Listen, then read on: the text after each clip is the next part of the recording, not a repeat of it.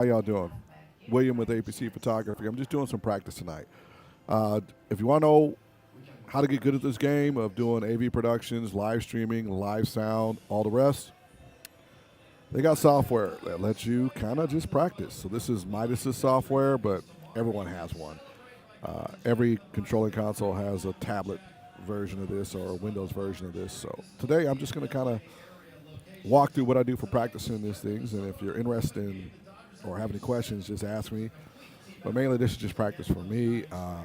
I'll be on just kind of playing around with stuff. Let me know if you want to know anything, and I'll be checking comments, but I won't be directly on my YouTube monitoring today. Normally I do, but it's been one of them days, man. I'm a little tired. All right.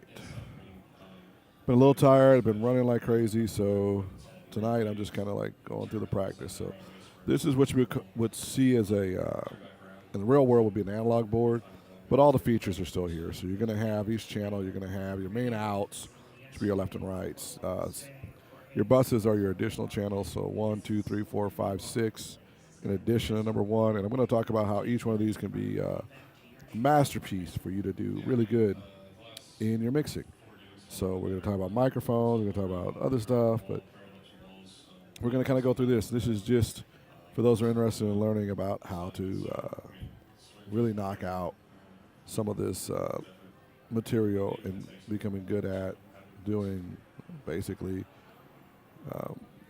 all the stuff in relations to doing live streaming. So, all right, looks like the audio check is good.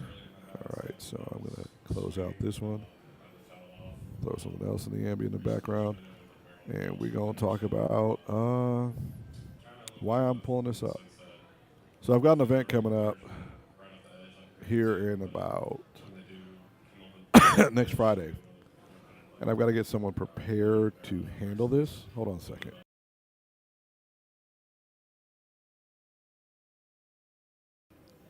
I'm back, and they've got to take my place in the normal spot where I'm going to be not mixing here. I'll be in another area. Excuse the cough. As you know, it's that time of the year. So first and foremost, this is the Midas Air 18 app. The same similar app can be used for Midas, the M32. They've got one for it. Alan Heath has one for it and all the rest. So let's talk about what each one of these components do. Down here is going to be your main left and right. Where'd my pop-up go? Normally they give me a pop-up. Whatever. They ain't going to give me a pop-up. Not going to care. Your main left and rights. This should be your bus. This should be, if you look on the back of a mixer, you'll see 1, 2, 3, 4, 5, 6, 7, 8. Generally, 7 and 8 are going to be your mains left and rights, and then bus 1 through 6 would be what you would see on the unit. And that's how that would look if you were looking at the physical unit. And these are the signal paths for sound to come out of auxiliary 1, 2, 3, 4, 5, 6.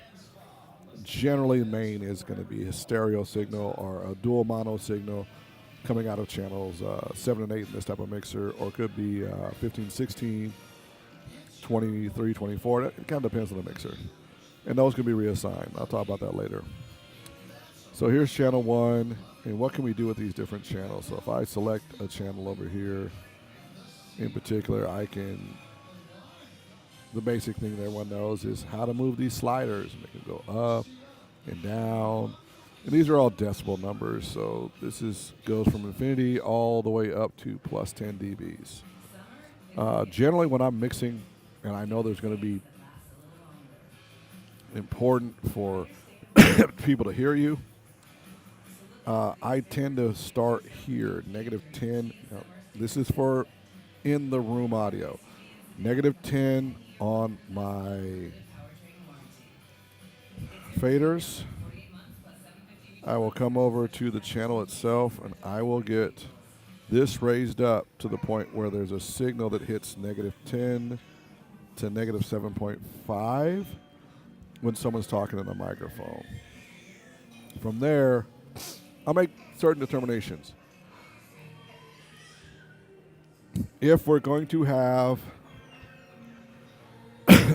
a band, singers, or a specific person who will always be on mic number one, I will spend a lot of time in equalization. So I will come over to EQ, and I will spend a lot of time here EQing this to where they sound perfect.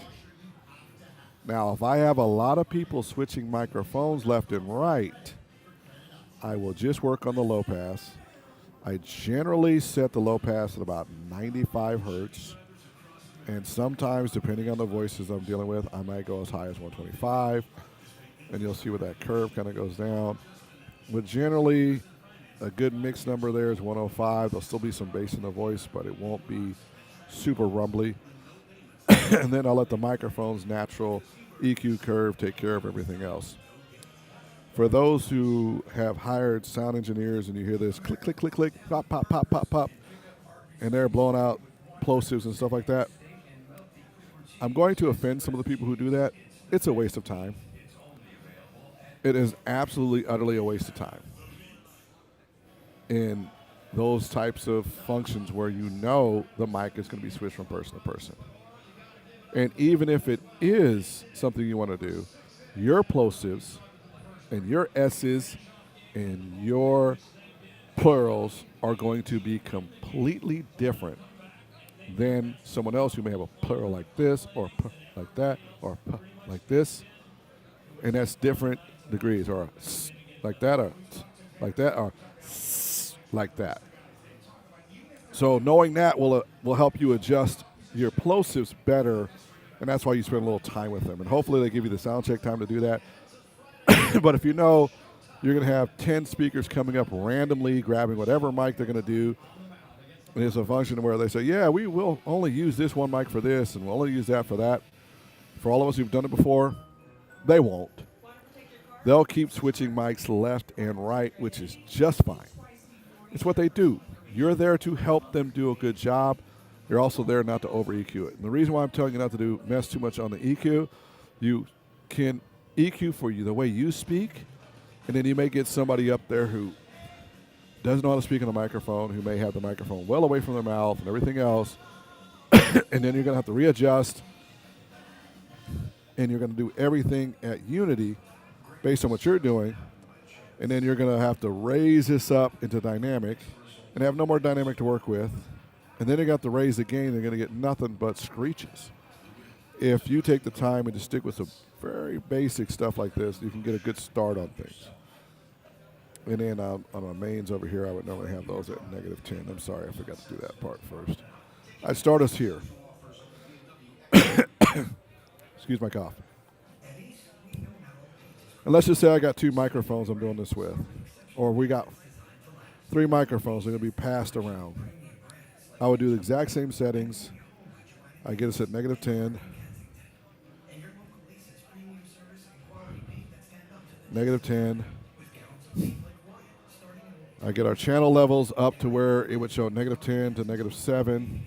And there's a reason for that. Hold on just 1 second here, folks. I'm just yakking and stuff like this, but I need y'all to hold on just a second.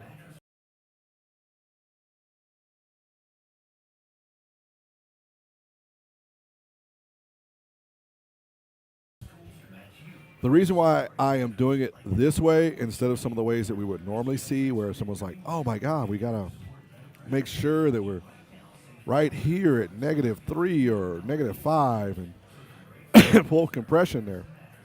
I like having the ability to someone to be between -20 and -7.5 on a digital mixer. Reason being is they're not analog mixers that run off of a wave like this. So old school mixers run off a wave. New mixers run off a sine wave, which is ones and zeros, which is less of a wave and more of a square. And because of that, they're exponential on top of each other versus a wave that has fluidity in how it works. So knowing that up front, if you can eliminate the need to bring in digital compression, limiting extra pieces, it's important. Now, does that mean I never do compression? Hell no. My compression is usually set at about -5. So if I come over here I'll pop my compression right at about -5. I'll let the compression do the work for me. My ratios, I don't want to ever hit in peaks, so I may go as high as a 7 for the ratio. And then how quick and everything else we hit. There's gains on the dBs. When I'm this high, I don't have to do a lot of gains on the dB. That doesn't mean that it's not going to happen, but it's a pretty good way to kind of get an easy setup in a room where someone's one of those really loud people that goes from kind of chill to doubling up on volume. You're not going to peak out too much. You're not going to have this, dropping -20 decibels. And I've seen that happen on some of these because of the way that they set up their mixes. But, we're back over here. We've got our setup. We've got these 3 mics done. Now, let's just say we have an auctioneer. There's one I work with all the time, G. Scott. Amazing guy. When we talked, I advised that he get his own setup. Hold on a second.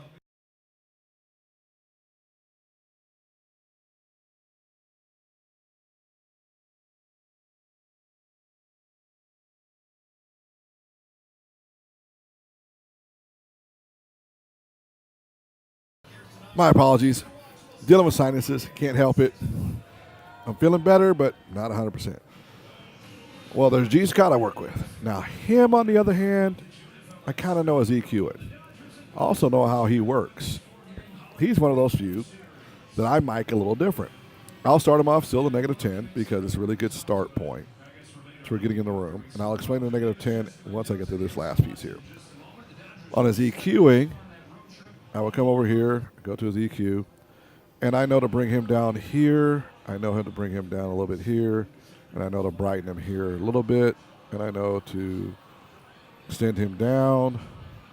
I know to do a low-pass filter on him, and I know to bring him right about 60 hertz or 70 hertz, right about there. That is just about perfect for G. And why is this perfect for G? He has an explosive sound, great voice, but he likes to throw a little extra in there. And it's usually about 3 to 4 decibels higher than everybody else, so as much as 5. But I don't want to lose him in the regular talk points, so I don't mind losing a couple decibels here and there. And then when I come over here on his compression, I like it to be very, very fast. I want it as low as I can get it. I like to get him attacked at about 8 milliseconds. I like to hold it for about 20, and then we're going to release about here. That allows his voice to kind of do its thing. And then I like to compress him right about -7 decibels or 6 with a hard, and I do mean hard, compression. Almost a flat line. And the reason why I do this is because he has such a dynamic voice when he's out there auctioneering. I've seen him outdo his microphone. And I feel for his voice box, but, that's his choice how he wants to do that. And knowing how you work with somebody, that's how you can get everything set up. Can y'all hold on just one second here? My wife is calling me.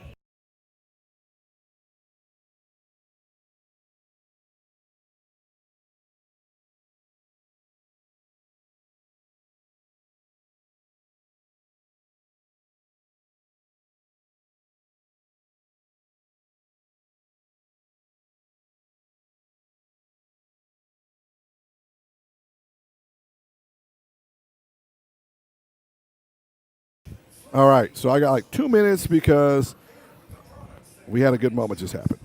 The reason why I do this dynamic like this is so that I'm adjusting for the types of people I have for the events. And if we have a 4 mic system and we're doing this, this is great. And the reason why I do all this work here is just to simplify things. Now, we're going to talk about the -10 real quick. The reason why I start at -10 is if it's loud enough in the room at -10 to everybody can hear you all the way in the back, you're still going to need room to dynamically raise that up. And the reason being is people, clothing, material, bodies, it absorbs sound. So if I start at -10 and I raise this, and this is all by doublings. So if I go from negative 10 to 0, that's double sound. And if I go from negative 10 to 0, that's another doubling. So I've doubled and doubled again, and I got more than enough extra sound to fill the room without having to go to dynamics. I'd hate to have to go all the way up in dynamics because you did everything in Unity, and then have to go to dynamics again.